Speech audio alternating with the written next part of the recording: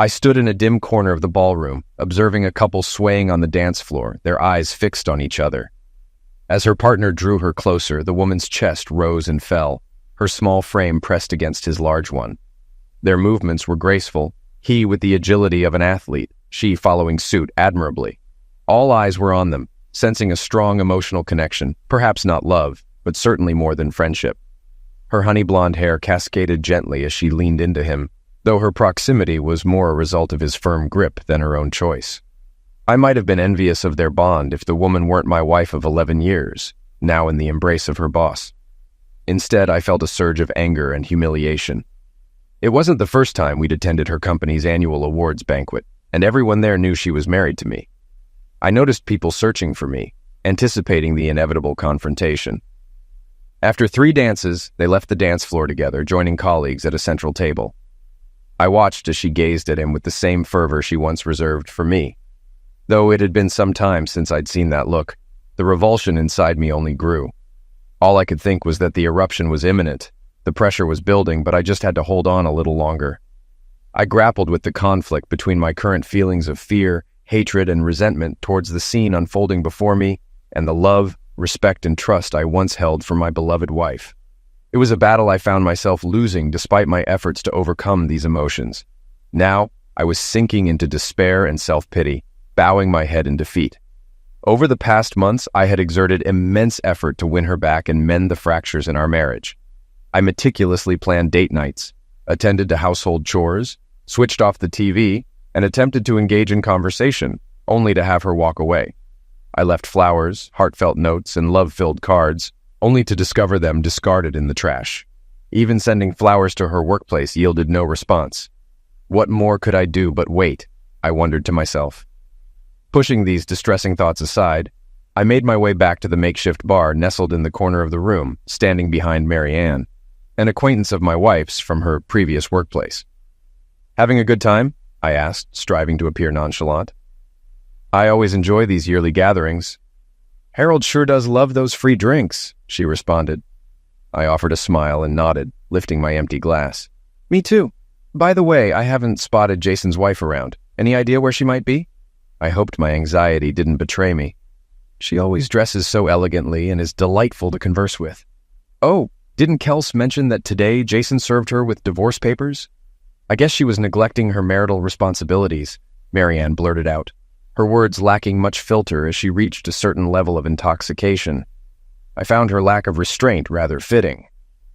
"No, I don't think so, especially since it's Friday night and all. We came straight here after I finished work, and there wasn't any time for gossiping. I didn't just stretch the truth, it was a blatant lie. We even took the afternoon off to prepare for tonight." "She had plenty of opportunity to bring it up, but she chose not to," I replied, refilling my Captain and diet and fetching a glass of white wine for Kelsey before making my way over to where she and Jason were standing. They were so engrossed in each other that they didn't notice my approach. "Kels, I brought you a glass of wine," I said, handing her the drink. She jumped slightly at the sound of my voice. "Oh, you startled me," she exclaimed, taking the glass. "Thank you, dear." The rest of us felt increasingly uneasy the longer we lingered.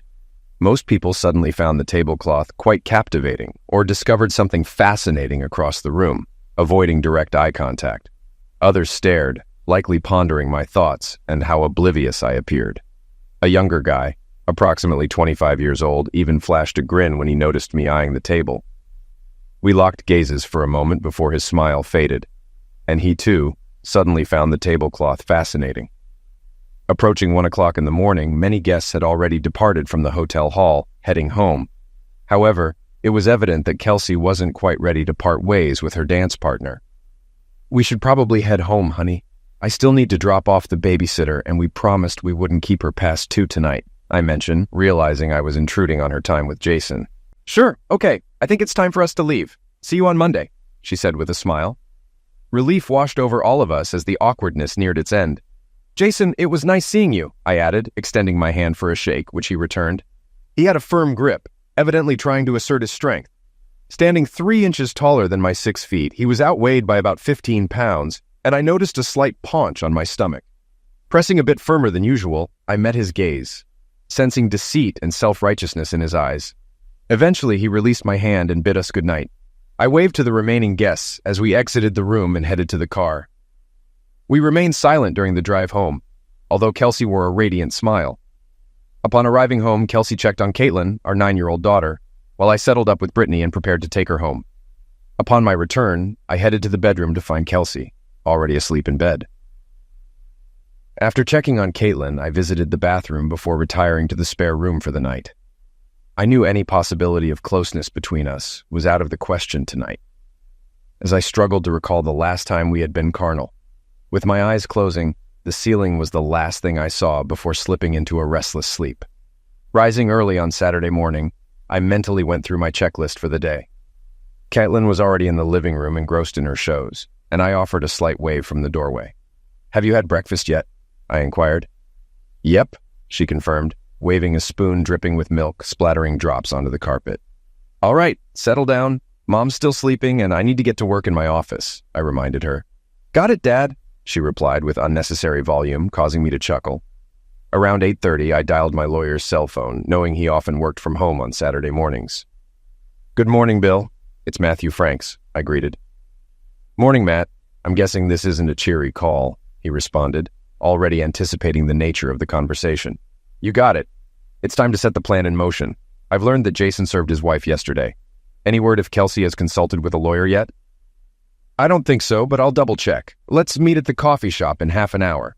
Make sure to sign and date the forms with my assistant for notarization. We'll file the paperwork first thing Monday morning and serve her at lunch," Bill outlined the plan. "Sounds good to me. See you soon," I confirmed before ending the call. Arriving early at the coffee shop, I offered a faint smile to the person behind the counter before collecting my order and settling into a cozy chair by the fireplace. Lost in thought, I never imagined I'd be divorcing the one true love of my life.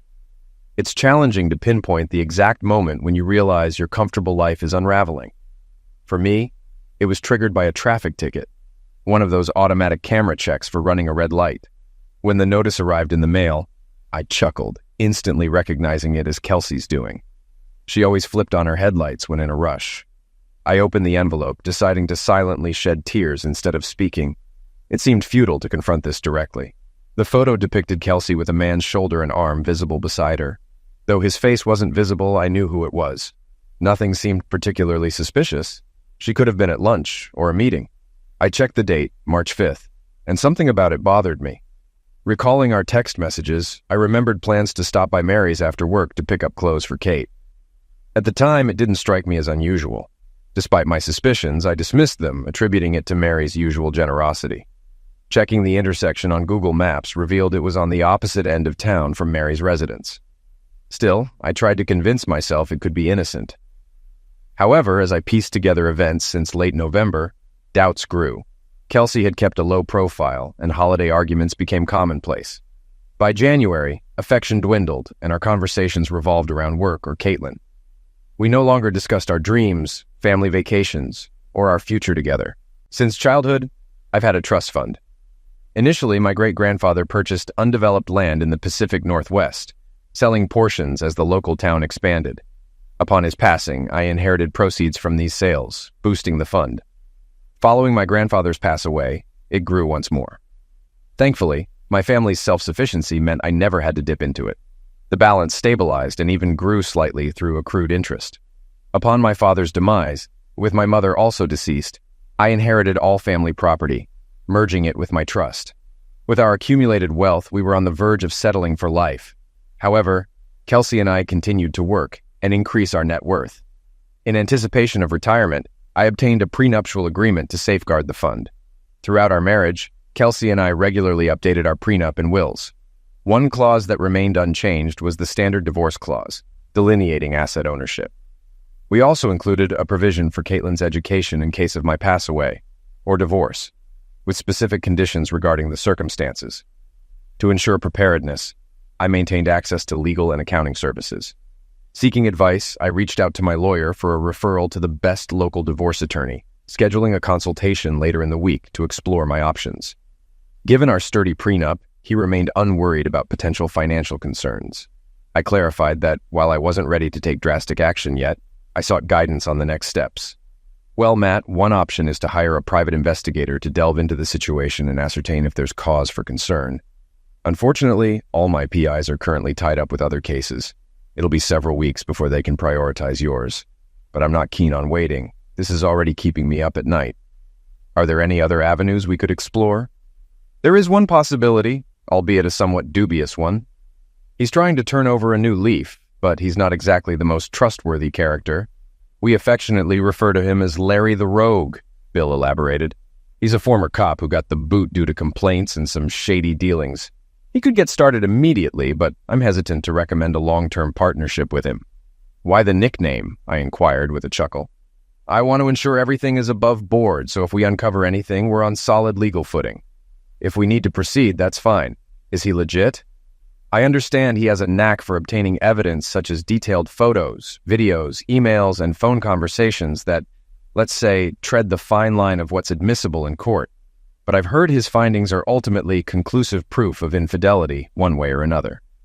All right, as long as it's within legal bounds, we can settle with him for now and transition to a more reputable private investigator in a couple of weeks, I mused. Pausing, I added, do you reckon he can kick things off today? I'll give him a call and find out. I'll keep you posted here in the office. Sound good?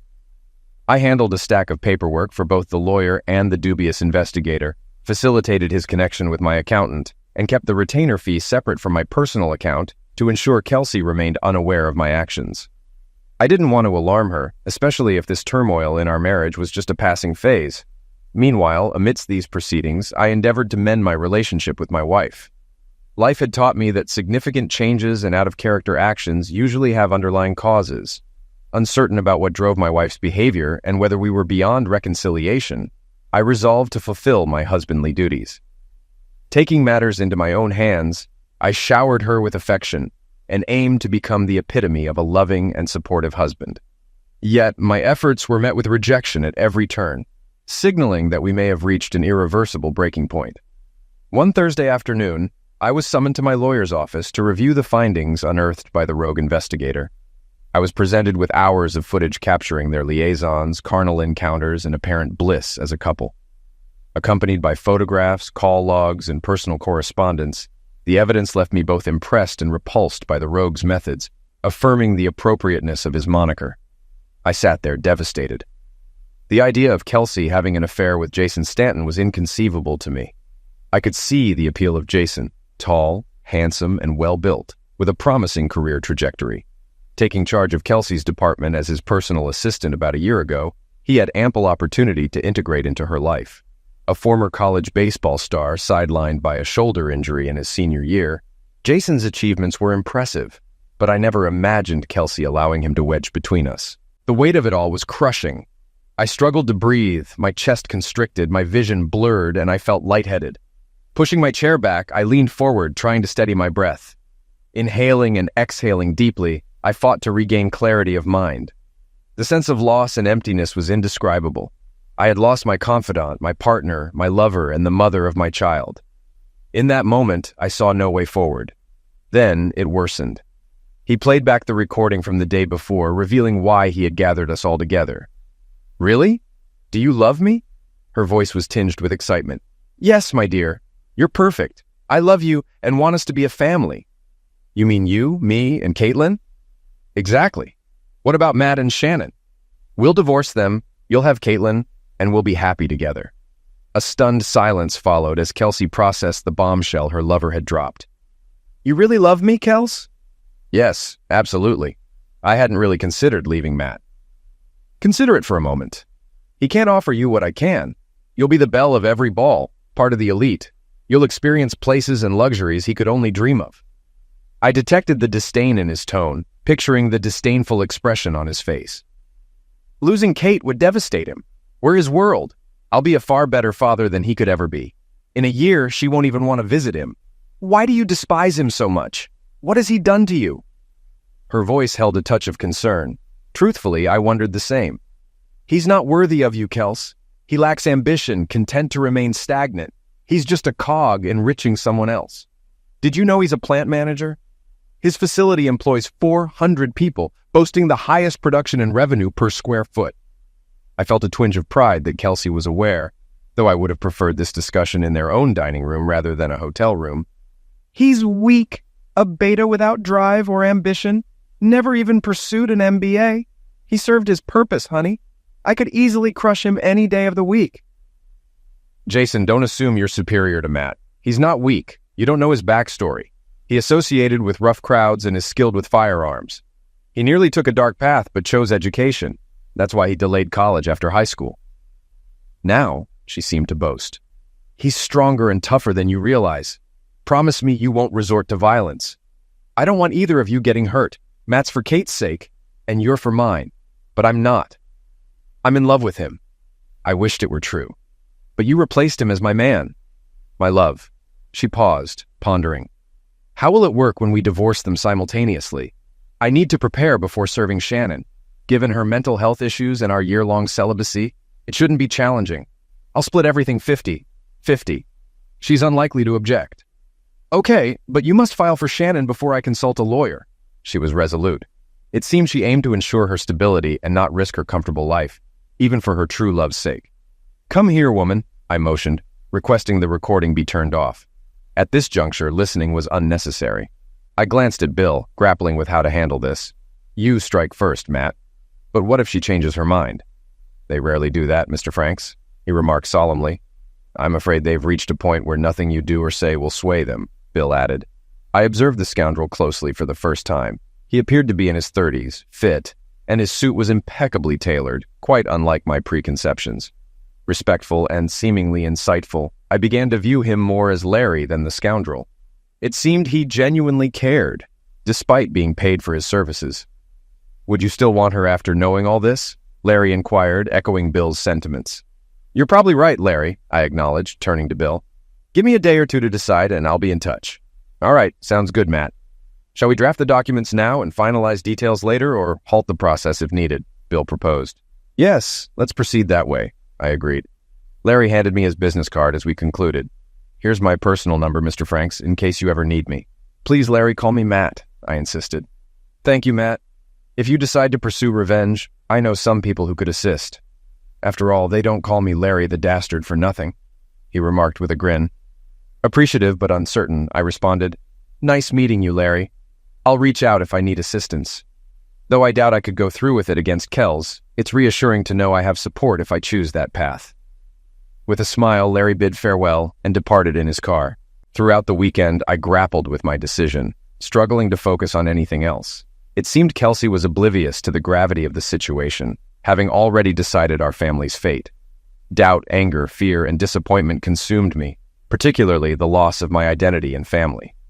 Caitlin's future weighed heavily on my mind, aggravated by the thought of this arrogant man raising her. Emotions ran rampant, leaving me in a fog of confusion until Sunday morning, when clarity dawned. Sitting on the back porch with a pounding headache, it dawned on me that this fate was inevitable, regardless of my resistance. I'd already lost my wife and family. Now, it was a matter of how and on whose terms. The saying, lead, follow, or get the hell out of the way, resonated with me. I refused to step aside or follow these schemers. There was only one option left, to lead. On Monday morning, I phoned Bill. Bill, it's Matt Franks calling. Good morning, Matt. Any progress on finding a solution? Yes, I'd like you to complete all the necessary paperwork, including only the legal photos Larry obtained. Split everything evenly. I hesitated. Do you think we should sell the house? Yes, we used a low-interest loan from my trust to purchase it, so essentially we've been paying ourselves all along. We'll divide any proceeds from the sale, but I'll repay the full loan amount and the accumulated interest. Also, please allocate $200,000 from my trust to Kells as a considerate payment for her services. It might soften her stance if she knows she won't be left destitute. I'm seeking primary custody of Kate. I understand it won't be simple, but perhaps Larry can uncover some damning information about Jason that diminishes his suitability as a father figure. I've heard he was quite the fraternity standout in college. Maybe he got carried away with some of his exploits. Please have Larry investigate. I have a contingency plan for Kate. If primary custody isn't granted, draft the most generous shared custody arrangement imaginable for me. I paused to allow Bill to catch up. Additionally, I intend to file a lawsuit against Jason for alienation of love and affection. I want to involve his wife, Shannon, in this ordeal as well, ensuring she's fully informed of the situation within legal bounds. On that note, I'd like you to devise another infidelity divorce plan for her. I'll cover the expenses. While we can serve them both in the exclusion room, it's unlikely to yield significant results. I'll also need Shannon to sign a contract with me. I can start drafting the forms, but without her consent or details, I'm unable to proceed further. Bill clarified, I see what you're aiming for. It's about stirring the pot a bit, and while we're at it, I want to sue Kelsey's employer for permitting her affair with her boss. While there may not be a moral clause in their manual, it's dubious for any company to overlook such misconduct under their supervision, especially given his position as her direct superior. It's doubtful this will go far, but let's rattle the cage and see what unfolds. Understood, Matt. This will incur substantial costs up front and potentially escalate. We're looking at extensive manpower here, and if this escalates further, I want to ensure they don't profit unjustly. As my dad used to say, engaging a lawyer is essentially negotiating the price. Bill chuckled at my sarcastic remark about lawyers, remarking, Your dad was a wise man indeed. Remember, you're not obligated to provide her any funds from your trust. Your prenuptial agreement is rock solid. I understand, Bill. But after reflecting on it over the weekend, I've decided that if I don't leave her in financial straits, she might be more inclined to meet my terms. And truthfully, she deserves it. She put in hard work and supported me. We were both saving for our future together. I figured it might give her an edge over Jason so she won't have to rely on him as much when she's on her own. She deserves better. But there's no way I'm giving that cheating scoundrel Jason more than he's already taken from me in life. I mean, my wife should have been enough. As I spoke, I felt a surge of anger, thinking about how Jason had seized the life that should have been mine. Despite the circumstances, I always strived to be fair in my relationships and wanted to ensure I treated Kelsey with fairness, even if she didn't reciprocate. My solace is knowing that Caitlin will understand my actions later on when she sees how our family fell apart. Before I forget, Bill, hold off on any filings for now. I want everything prepared and ready to go, but I prefer to wait for her to make the initial move. This way, I'll have more time with Kate in our family home. I know there will come a point when I have to act, but I want to delay until the very last moment when I can't bear it any longer. Got it. We'll keep everything undated and notarized until you're ready. I work from home on Saturday mornings, so feel free to call me then too. We can't file until Monday morning anyway, but I'll have someone ready to serve them as soon as the doors open. Okay, that's the plan. Goodbye for now. I retrieved Larry's business card from my pocket and dialed the number. Larry, it's Matt Franks. How's it going? I'm good, he replied. Are you ready for some dirty work? Well, kind of, but I need you to hold off until I give the green light. No problem, Matt. What's the game plan? Can we meet up? Yes, give me an hour. Sounds good, I responded. I was already waiting when he pulled into the parking lot. After grabbing some coffee and a snack, he sat across from me. I want to gather all the damning evidence. Photos, videos, recordings, everything. And we need to figure out a way to anonymously send it to Shannon Stanton, perhaps through email. No problem. I know someone who operates on the dark web, Larry said, and that's it. How about posting a video on a XXX site or sending nasty messages to Kelsey's parents or co-workers? Man, he's devious, I thought. No, Kels still has to stay in town. I wouldn't want her to be so humiliated that she leaves town with Kate. And despite everything, I still love her, even if she doesn't love me anymore. I slid an envelope containing $5,000 in cash across the table. This should help you get started, but let me know if you need more. Larry accepted the money and glanced at me. I think $3,000 will suffice. He may be tough, but at least he's straightforward. Consider the rest as an advance. I might require your expertise later. Remember, stay on standby until I contact you. I want to catch them off guard, and I have my reasons for allowing them to make the first move. Oh, and we also need to gather information on his wife's health issues. Her medical background could impact our decisions down the line. Can you handle that? Absolutely, Larry replied. And Bill mentioned you were looking into Jason's college years. I'm hoping to uncover something useful if custody becomes a battle. Larry nodded, jotting down a few notes on his pad. After finishing our coffee and exchanging stories about his past experiences as a cop and people we might have known, we shook hands and parted ways. That was 3 months ago. My thoughts returned to the present as Bill arrived, followed shortly by his assistant and Larry. Ready to proceed? Bill inquired once we were all seated. Yes, it seems that way. Larry, do we have any indication if Kelsey has sought legal counsel? As far as I know, no, I replied. I quickly checked her email after Bill's call and didn't find anything. I'll take a closer look today and should know by Monday morning. Larry grinned and gave me a knowing wink. And what about Jason? Any skeletons in his closet?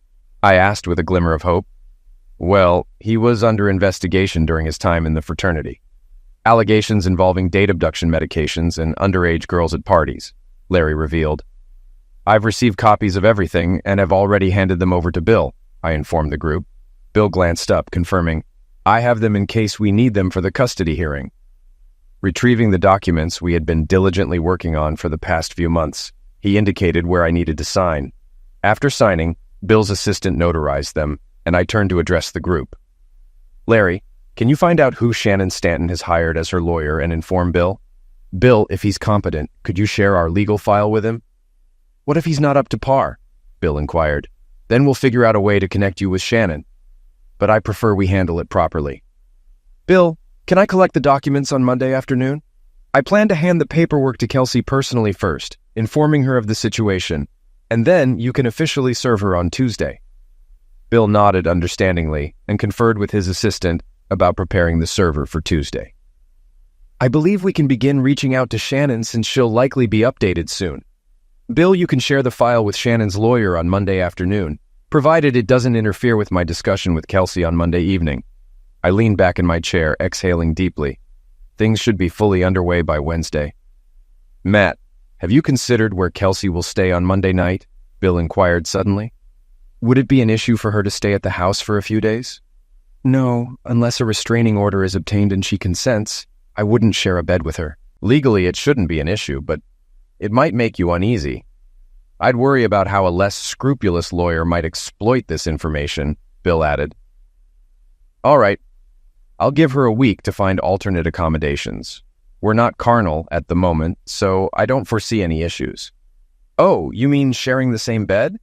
But our documents grant me temporary control of the house and custody of Kate, right? Yes, until her attorney files a motion to overturn the arrangement, or until we all reach a consensus. I meant actually sharing the same bed. It might give off an odd vibe, Bill explained. Don't worry, we're not sharing a bed currently. Hey Larry, what did you uncover about Shannon's health? She's been battling depression and bipolar disorder for years. Apparently, the medications have dampened her libido, so Mr. Wonderful went searching elsewhere. I'm not sure we want to know how you obtained this information, I remarked. Larry simply grinned and shook his head while Bill pretended to be shocked.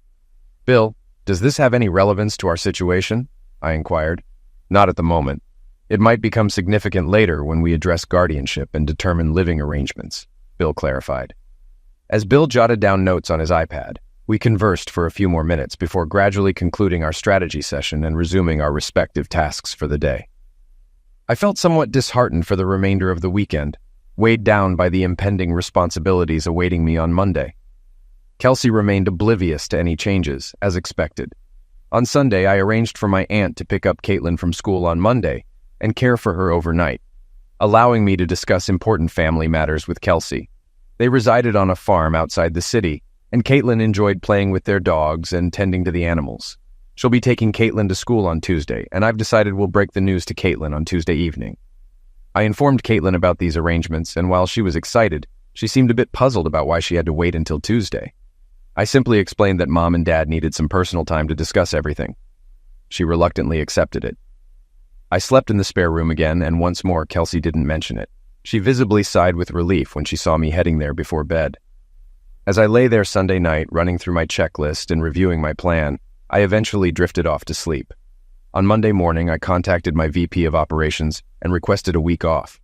I also reached out to my assistant and senior production manager to provide them with any necessary details while I was away. Around 1 o'clock in the afternoon, I entered Bill's office and unexpectedly found Larry there. I noticed a stack of papers on the desk, and the bustling activity in the office indicated that everyone was occupied. Matt, we filed the paperwork at the courthouse this morning, and here are Kelsey's documents as you requested. We've arranged for the official filing at your home around 9 a.m. on Tuesday. Is that suitable? Bill inquired, handing me the envelopes. Yes, that should work. I'll try to persuade her to take the rest of the week off. I'll let you know if that changes, I responded. Great, that's settled. Bill paused momentarily to gather his thoughts before continuing. Larry found Shannon's lawyer, and he's quite competent. So I forwarded him our files, and he seemed quite eager.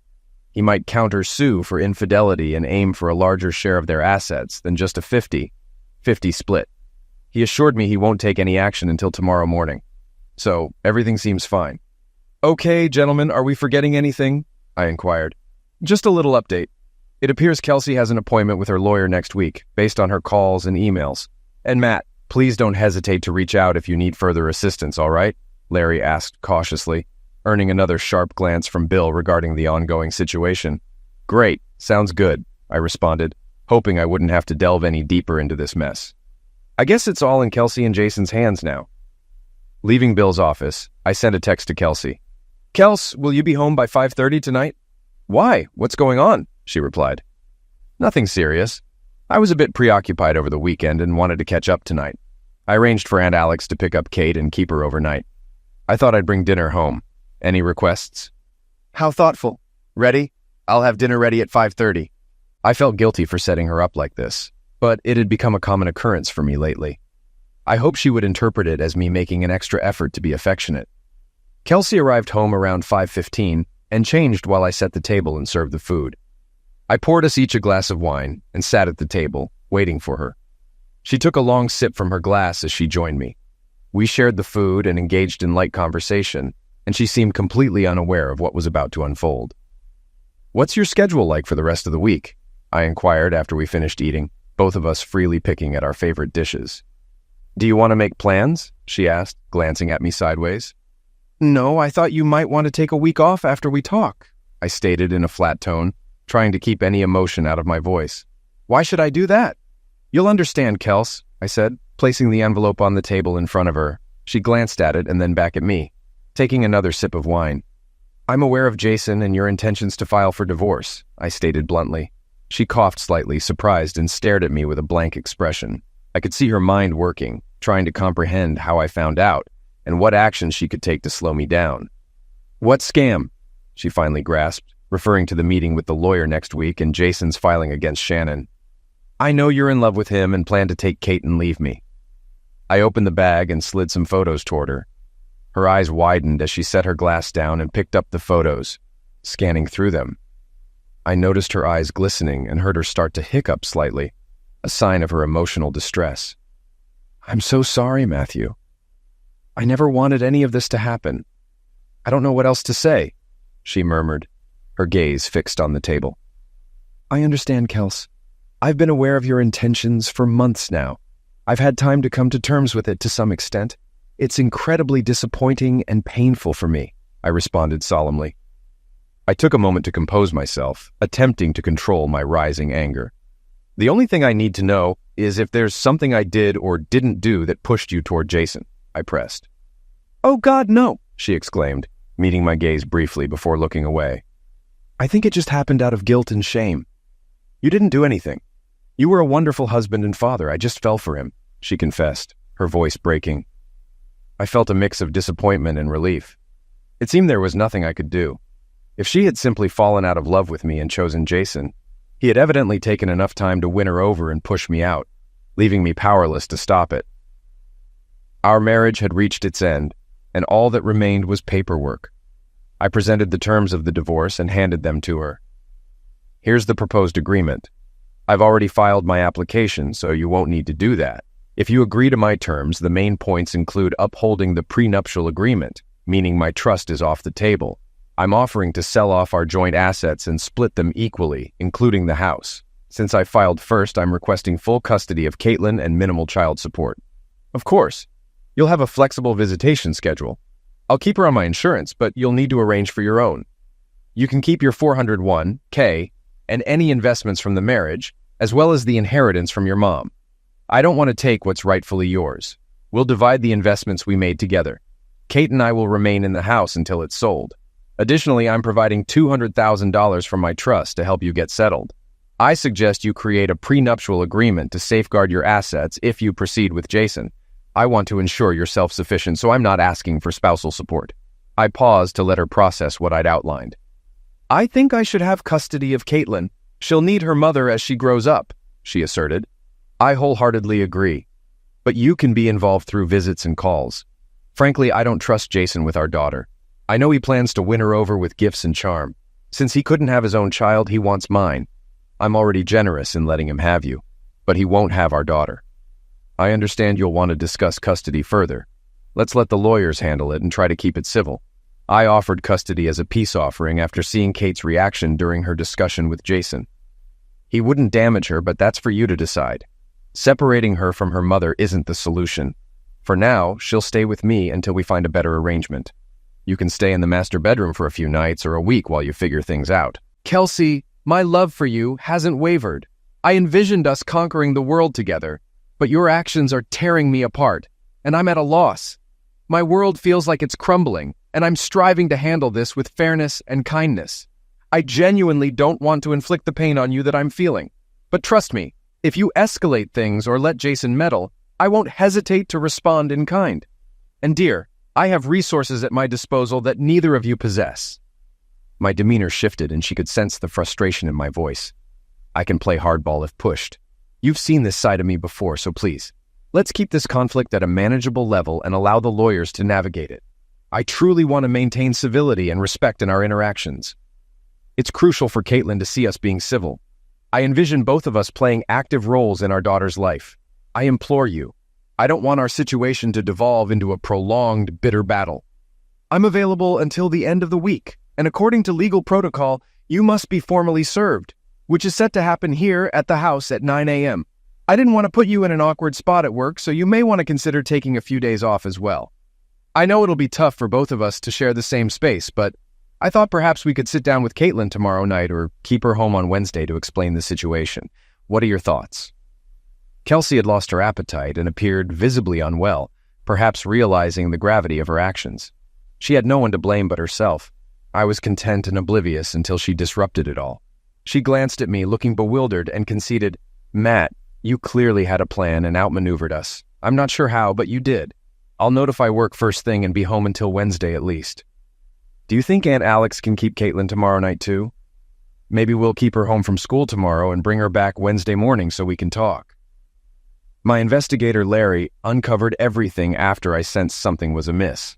I'll call Aunt Alex right away. It seems like a good idea. Kelsey gave a subtle nod when I mentioned Larry, while she gathered some papers. I bid her goodnight and assumed she needed time alone to process. I watched as she retreated to the master bedroom, locking the door, which didn't bother me, as I had already moved most of my belongings to the spare room.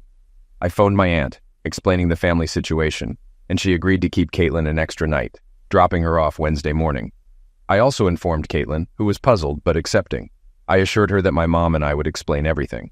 On Wednesday, as I tidied up and prepared for bed, I heard Kelsey murmuring on the phone behind the closed door, followed by quiet sobs as she mourned our broken marriage. Early the next morning, I heard Kelsey downstairs, getting ready for work. At precisely 9 a.m., she accepted the package, excluding the sensitive materials. Shortly after, she grabbed her belongings and left without specifying her destination, presumably to meet Jason, her lawyer, or someone else sympathetic to her plight.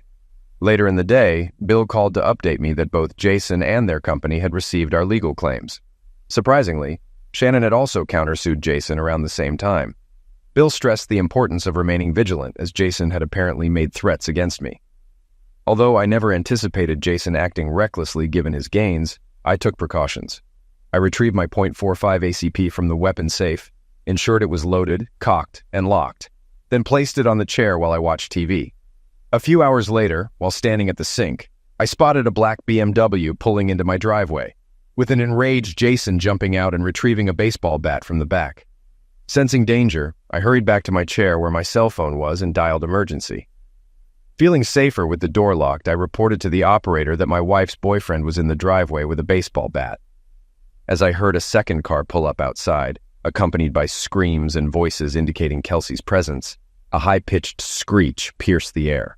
I jumped as my front door shattered from the impact, and Jason burst inside, screaming threats at the top of his lungs. With my hand on the pistol grip, I remained calm. Jason swung the bat wildly as Kelsey screamed outside, pleading with him to stop. "I took your wife, and now I will eliminate you and take your daughter too," he yelled furiously. I allowed him to advance another 5 feet before drawing my weapon. His narrowed eyes indicated poor judgment. Although his bat was raised above his head, it seemed unlikely to be effective. At a distance of 25 feet, the weapon shot from the chamber was deafening.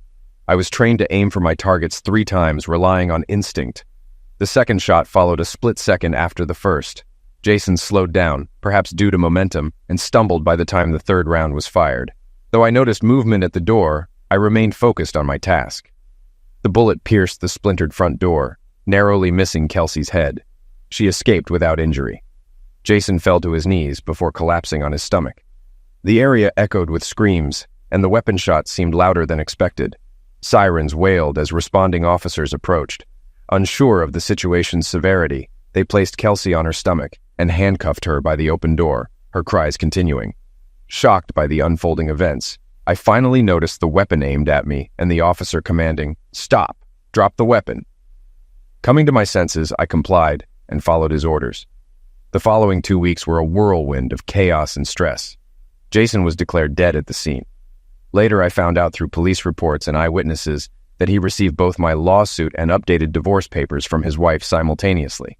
It didn't take him long to figure out that the incriminating photos came from me. Kelsey stood beside him as he opened the envelope from his wife and confirmed that she, too, had a set of those photographs. Shortly after, they were summoned to the vice president's office, where they confessed to their affair, unaware of the consequences. Realizing that my lawsuit against the company would likely fail, the management decided to terminate the managing director for engaging in an inappropriate relationship with a subordinate, which they promptly did. In Jason's eyes, I became the embodiment of evil, and he believed I deserved punishment for thwarting his plans. Grabbing one of his souvenir bats from the office, he set off for my house. Kelsey spotted him through the conference room window on the second floor and guessed his destination. She intercepted him in our driveway, attempting to calm him down before any injury was done to me. Unbeknownst to them, I had been forewarned of their arrival and was prepared. Kelsey ended up with a black eye when Jason struck her while she tried to prevent him from entering. Other than that, she sustained no further injuries, but endured months of nightmares. Amidst police interrogations, legal proceedings, and courtroom appearances, I spoke with her briefly, but we never delved into a deep discussion about the events that transpired in our home. Kelsey was a mere shadow of her former self, having lost her husband, lover, and daughter in less than 24 hours. She never fully recovered. Kelsey remained in touch throughout the divorce proceedings and perhaps for about a month after its conclusion. Surprisingly, she never enlisted a lawyer or contested the divorce, allowing me to easily secure custody of Caitlin. However, to my surprise, she never fulfilled her part of the financial settlement. Bill held onto it for her, but eventually returned it to me a year later. She never returned to our home and instead stayed with family until she vanished. Despite a few supervised visits with Caitlin, they were often awkward or unproductive. Regardless, I ensured Caitlin was available for every scheduled visit, whether Kelsey confirmed attendance or not. She showed up roughly every 4th visit. I learned that Kelsey had developed a dependency on painkillers and other prescribed medications to manage her mental well-being. By the time she disappeared, she was unemployed, isolated, and destitute. Neither Caitlin nor I, nor anyone she knew, had any means of contacting her, and she ceased all communication with us. We were left without a wife and mother. Eventually, we sold the house and purchased another in Caitlin's school district, striving to rebuild our lives. Both Caitlin and I sought counseling to cope with the trauma. While I attended for 6 months, I eventually had to suppress the pain and move forward. I had a daughter to care for and a life to lead. Caitlin underwent counseling for several years, intermittently, largely due to her response to the divorce and Kelsey's disappearance. She grappled with numerous psychological challenges. It took me 3 years to gather my bearings enough to consider dating again. A few months later, I encountered a remarkable woman named Jo, who was compassionate and understanding regarding Caitlin's and my circumstances. Our courtship progressed much slower and longer than either of us desired, but eventually evolved into a physical relationship, leading to marriage roughly 16 months later. Jo and I nurtured Caitlin as our own daughter, but opted not to expand our family further. Over time, our lives stabilized and flourished. Our only hurdles centered around significant milestones in Caitlin's life, such as her high school and college graduations. I enlisted Larry's help multiple times in attempts to locate Kelsey, yet every lead proved fruitless. The prevailing belief was that she likely met an unfortunate demise in solitude and despair. It was a harrowing ordeal, but we persevered as best we could and moved forward. I was grateful for the opportunity to devise a strategy and enlist the right assistance to implement it effectively.